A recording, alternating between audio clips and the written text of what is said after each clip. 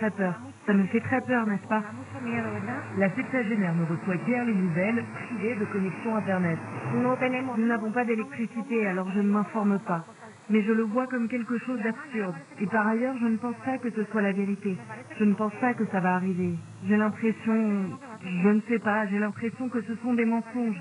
Et en réalité, je n'ai pas envie qu'il se passe quelque chose à Cuba. Je ne veux pas que ça arrive. Un voisin, Alberto, passe par là et finit dans la conversation. Lui doute des intentions réelles de l'administration de Donald Trump. Je ne sais pas, parce qu'à la fin de l'histoire, ces gens répètent toujours la même chose. Ce sont des menaces par ici, des menaces par là, des menaces de tous les côtés. Mais au final, rien. Nous vivons toujours pareil. Et à la fin, ceux qui souffrent, eh bien c'est nous. Il revient sur la capture de Nicolas Maduro, l'ex-leader vénézuélien.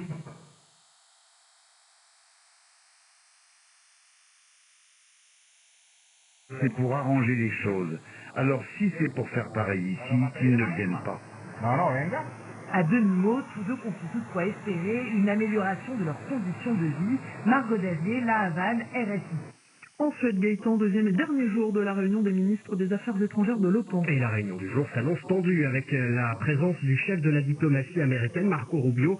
Le tout alors que Washington a récemment annoncé sa décision de retirer 5000 soldats stationnés en Europe. Bonjour Franck-Alexandre. Bonjour Gaëtan. D'autres annonces portant sur un désengagement américain plus large pourraient suivre.